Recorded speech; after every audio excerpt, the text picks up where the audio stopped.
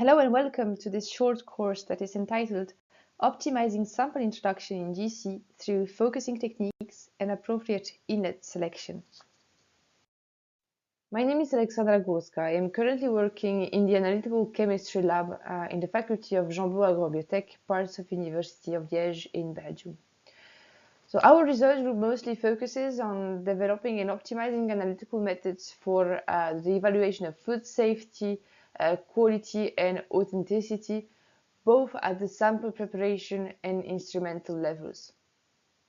So we have developed an extensive expertise around advanced chromatographic techniques such as GC times GC, hyphenated LC-GC, and also have quite strong expertise in sample preparation techniques. In today's talk, we are going to focus on sample introduction in GC. Proper sample introduction is essential as it significantly impacts separation efficiency and can be a major source of sample discrimination and degradation. Therefore, we will cover the theory of band broadening during GC injection.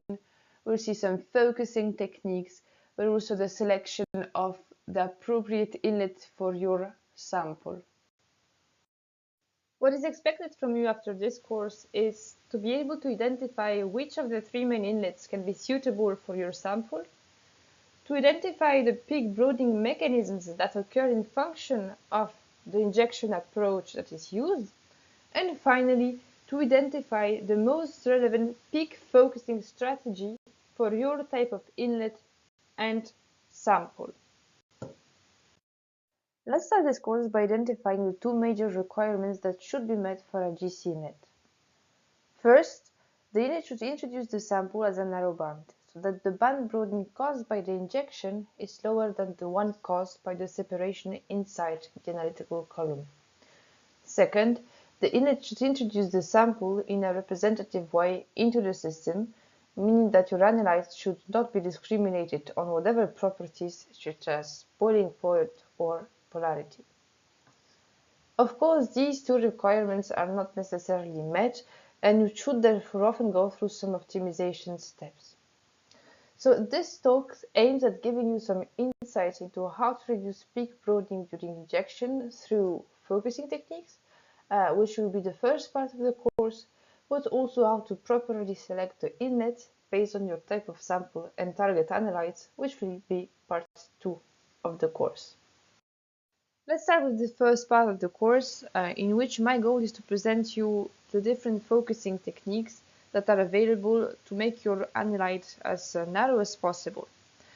But if I want to present you those different focusing techniques, I first need to start by presenting you the causes of band broadening during GC injection.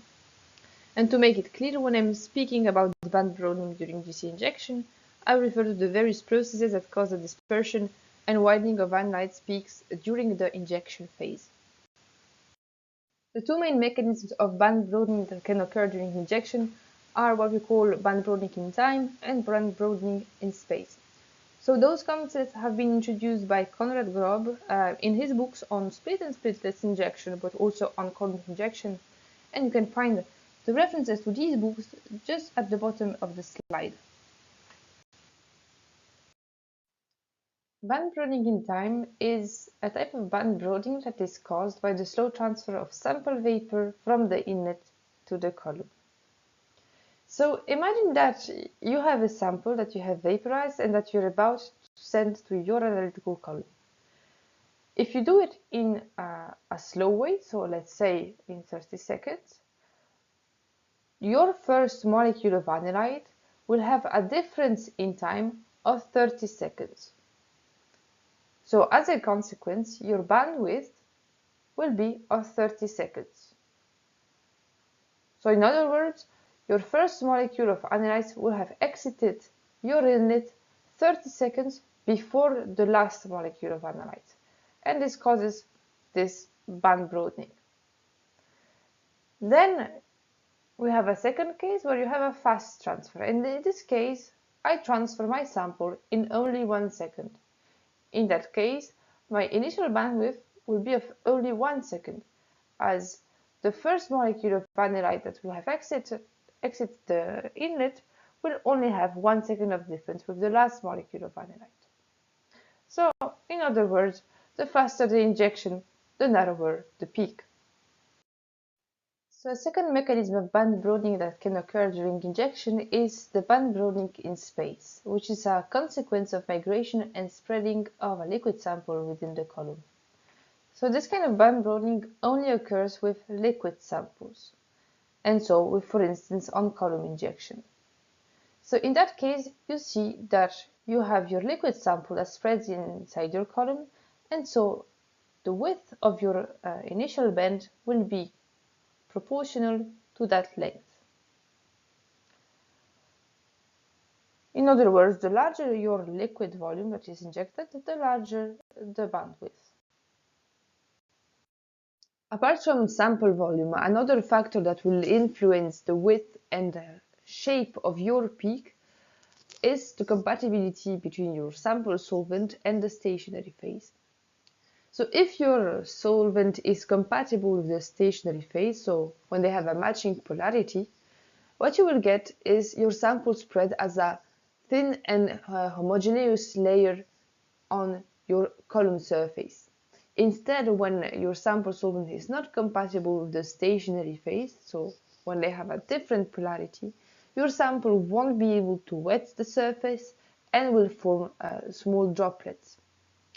As a consequence, when you will vaporize your sample, instead of getting that homogeneous band of analytes that will give a continuous peak, you will get small discrete peaks.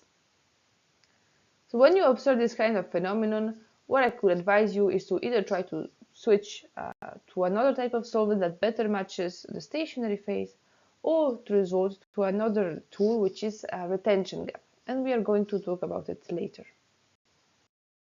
Now that you have learned about the two major band broadening mechanisms in GC injection, so band broadening in time and band broadening in space, let's see what are the major focusing techniques to improve peak shape. There are three major band focusing techniques in GC. So we have stationary phase focusing, solvent focusing, and thermal focusing.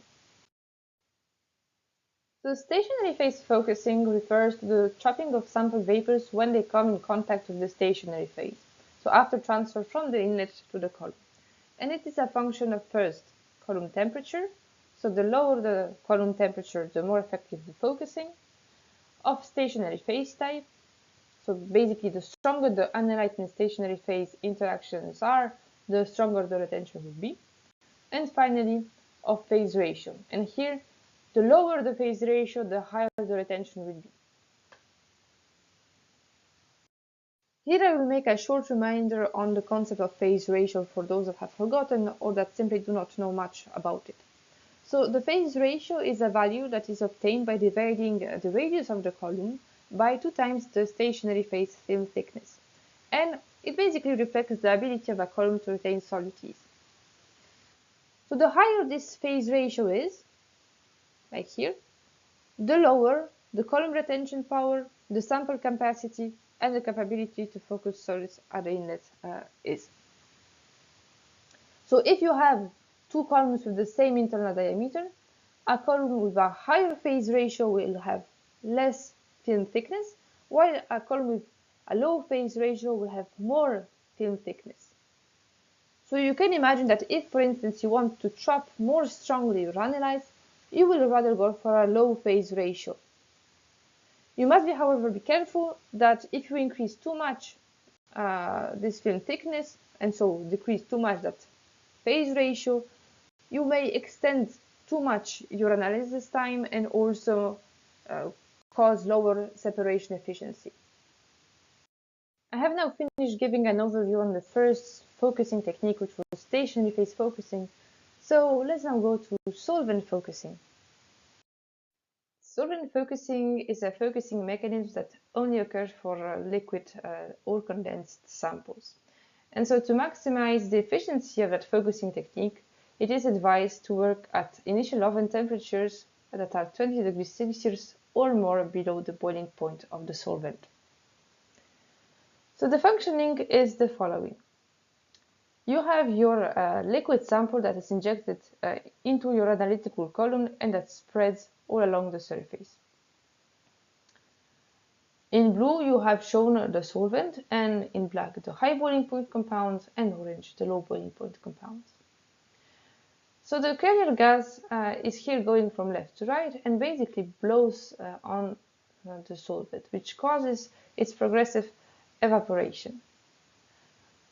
When your solvent evaporates from a surface, your volatile analytes will tend also to get into the vapor phase and then will recondensate onto the tailing end of your solvent.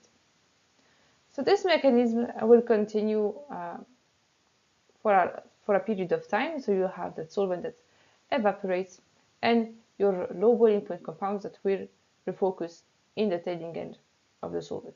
This will continue until you get that last droplet of solvent, and when that last droplet of solvent evaporates, it will release all low boiling point compounds. The high boiling point compounds instead will remain on the surface of the column. So as you see, this is a technique that will really work to focus low boiling point components. Here I would like to compare two cases. One case without solvent focusing effect and one case with solvent focusing effect. So I said solvent focusing occurs when you have condensation of your vaporized sample or when you inject a liquid sample. So in the first case, the initial oven temperature is above the solvent boiling point, and so you keep a vaporized sample. So as a consequence, you don't have that solvent focusing effect, and you see that your peaks are quite broadened. Now in the second case, the starting oven temperature here was below the solvent boiling point, and so your vapors have condensed onto your column and caused that trapping of volatiles through this solvent focusing effect, and you get that sharp peaks. So this emphasizes that sometimes just either adapting the initial oven temperature or the solvent can help you improving your peak shape. Let's now go to the last band focusing technique, which is thermal focusing. So the idea behind thermal focusing is to concentrate your analytes by applying a negative temperature gradient. So you will have your sample that will arrive in your column. It will be very hot, and here in the column the temperature will be much lower, and this will cause some of the analytes to get focused in that zone. So this mechanism works effectively only when the column temperature is around 150 degrees Celsius below the boiling point of your analytes. So this difference of temperature can be quite easily achieved when we are working with high boiling point compounds, but can be more challenging if you are facing volatiles. So in the case of volatiles, you can sometimes resort to other focusing techniques to help you improve your peak shape, such as, for instance, stationary phase focusing, but it's not always enough. And in the case where it's not enough, and where you don't have other possible focusing techniques to help you, you can think of using cryofocusing. So you will basically use some liquid nitrogen or carbon dioxide to cool down the head of your column. To summarize, the three band focusing techniques are stationary phase focusing, solvent focusing, and thermal focusing. And what you should remember is that stationary phase focusing and thermal focusing are both used against band broadening in time. Instead, solvent focusing is used against band broadening in space, but only for early routing analytes. So now the question is, what about the focusing of high boiling point analytes broadened in space? And this leads us to another aspect. This aspect that I want to talk about, or rather the tool I want to talk about, is the retention gap. So the retention gap is an empty piece of capillary column that is connected upstream of the analytical column and that accommodates the condensed sample, but does not retain solvent or solutes once they have been vaporized. The retention gap has two main roles. The first role is to focus both high and low boiling point analytes in liquid or condensed samples, but also to protect the analytical column from non-volatile sample components. Inside the retention gap, our analytes will get focalized by the three different focusing mechanisms that we have seen. So solvent focusing, stationary phase focusing, and thermal focusing. So solvent focusing will apply to low boiling point compounds. While for high boiling point compounds, there will be a combination of thermal focusing and stationary phase focusing. So I won't explain again the solvent focusing techniques as exactly the same as the ones seen before, but what is interesting is how high boiling point compounds are concentrated here. So first, once the solvent is evaporated, those high boiling point compounds will remain on the surface of the retention gap. Then you will increase your oven temperature and another mechanism will occur. So once those analytes will go into vapor phase, they will slowly advance towards the analytical column, and once they reach that analytical column, they will be focused by stationary phase focusing. The idea is that there is a higher resistance in the advancement because of that higher film thickness and higher interaction. So all these analytes will kind of get focused at the head of the analytical column. So three little considerations regarding retention gaps. First, to allow the solvent focusing mechanism to occur, the solvent must wet the retention gap. So try to match the polarity of your solvent with the one of the retention gap. For instance, if you have an apolar solvent, go for an apolar and deactivated retention gap. So second point is about the deactivation. It is important that your retention gap is properly deactivated to avoid bad peak shape or even degradation of labile compounds. The goal is to have as limited retention of solvent and analytes as possible. And the third and last point, you should know that retention gaps are very commonly used for on-column injection, but can also be used to improve peak shape in other types of injections, such as splitless or in PTV. I am now done with the first part of the presentation, so let's directly jump into the second part, which will address the choice of the GC Inlet according to your sample type and analyte. In the following slides, I am briefly going to present you the main characteristics of common GC inlets. So, as not all inlets are suitable for all samples, the first step when developing a GC method is to try to understand the type of sample you are going to face. It is of course not always possible to predict the whole composition of your sample, but try to get as much information as you can, as this could guide you in the proper inlet selection. Here are presented the three most common GC inlets, which are splitless, on-column, and program temperature vaporizer, or PTV. Let's start with the most common GC inlet, which is the splitless. So the principle here is that the sample is injected into the inlet through the septum using a microsyringe. So then, once the liquid sample is inside the heated inlet chamber, that is typically maintained at temperatures between 200 and 300 degrees Celsius, it gets quickly vaporized. Then the carrier gas that is arriving from a designated port mixes with this vaporized sample and transports it into the chromatographic column. So because the sample is vaporized before being injected onto the column, we call this inlet a vaporizing inlet.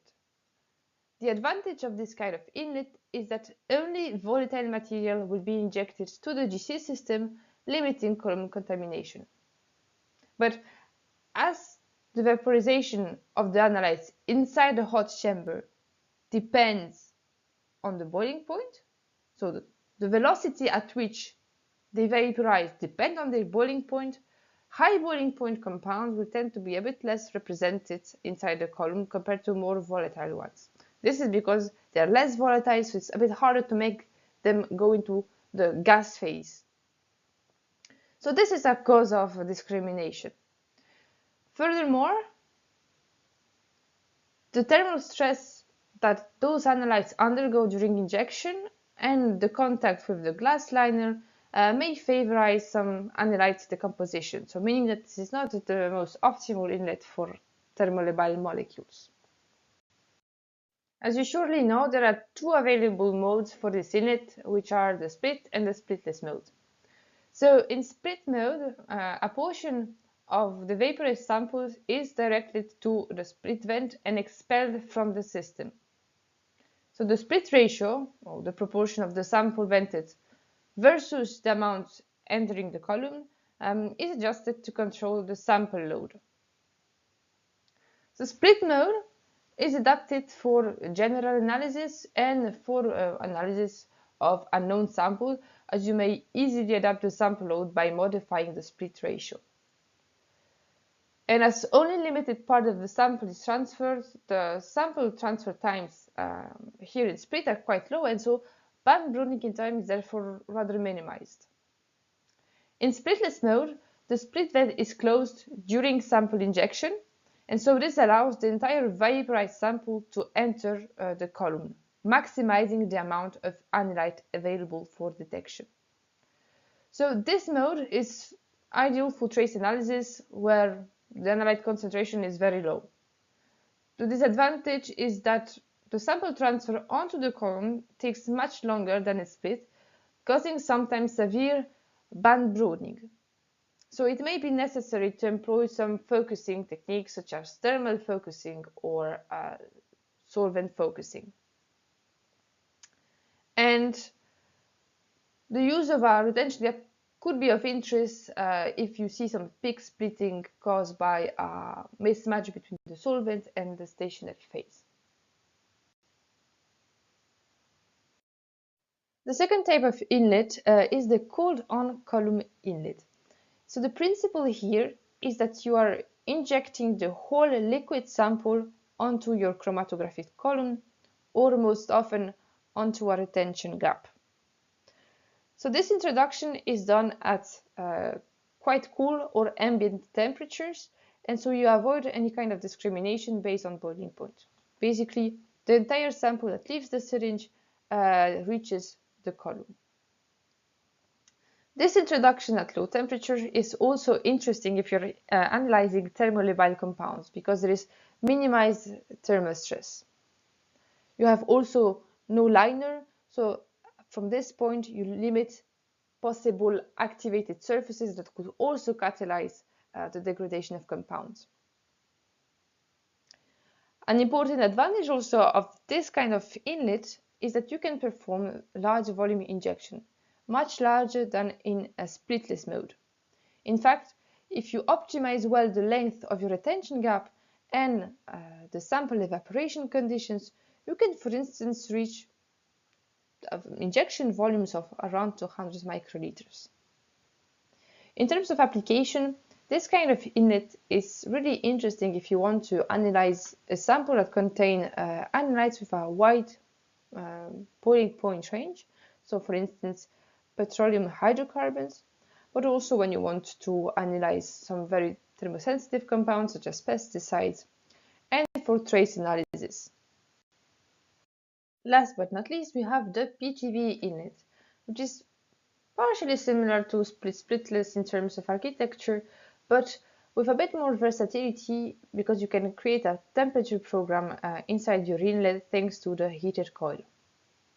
So you can therefore perform the usual splitless injections, but also cool sample introduction and large volume injection using solvent elimination mode. So the main advantages is of course the versatility.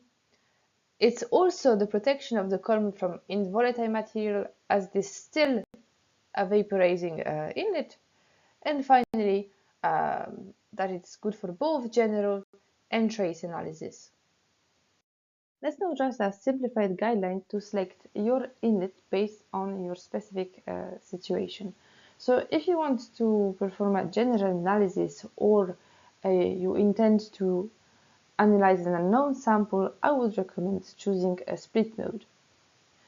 Now, if you're interested in some trace compounds, you should rather try to inject a larger volume of sample and go towards splitless. If the volumes that are injected in splitless are still not sufficient to detect your specific analytes, you should consider a large volume injection through on-column or PTV. If your samples are dirty, I would recommend a vaporizing inlet such as split, splitless or PTV, but you can also use on-column with a retention gap. For thermolabile samples, use PTV or on-column because both of them allow an injection at low temperature. But you should know that on-column is more inert than PTV because of the absence of liner. And then finally, if you're interested in analyze covering a wide range of boiling points, try on-column, which allows to minimize discrimination. For your records, here is a table summarizing the different inlets. I won't present it in detail, but rather highlight the similarities and differences between the four inlets. So there are two main groups of inlets, vaporizing and non-vaporizing. Split, splitless, and PTV are what we call vaporizing inlets, as the sample is vaporized inside these inlets before entering the column.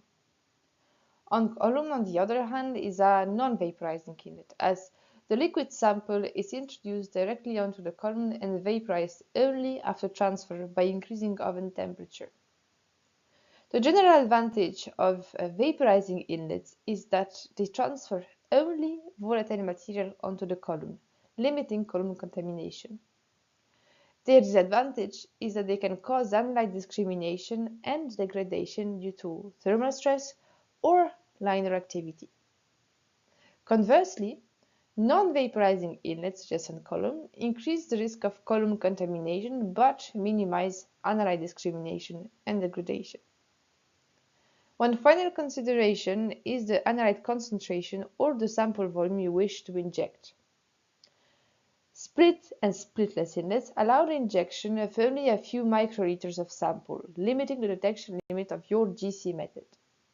In contrast, on-column and PTV inlets enable the injection of larger sample volumes, sometimes allowing for the injection of several hundred microliters. To sum up, in this short course, we have discussed about, first, the two band broadening mechanisms, so in time and in space, then the three focusing techniques, so stationary phase focusing, solvent focusing, and thermal focusing, and finally we have discussed the three common GC inlets, so split-splitless, on-column, and PTV. What you should remember from this course is that band broadening in time occurs with vaporizing inlets, so with split-splitless or PTV. And it is caused by the slow transfer of sample vapors from the inlet to the analytical column. Then for band broadening in space, this occurs when a liquid sample spreads inside the column. So this happens with on-column injection or if solvent vapors condensate inside your analytical column. You also should not know that band broadening in time can be reduced through stationary phase focusing and thermal focusing, or both, while band broadening in space can be reduced through solvent focusing, but only for early eluting peaks. For high boiling compounds instead, you should use a retention gap. So this retention gap combines different focusing techniques to narrow analyte peaks. So solvent focusing, stationary phase focusing, and thermal focusing. High boiling point analytes are condensed by the two latter focusing techniques. I also would like to remind you that for solvent focusing to occur, the solvent must wet the stationary phase. So you should match the solvent polarity with the stationary phase polarity. I hope you now understand the major causes of band broadening during GC injection, the techniques to improve peak shape, and the properties to consider when selecting your GC inlet. I am now concluding this talk and would like to warmly thank you for your attention.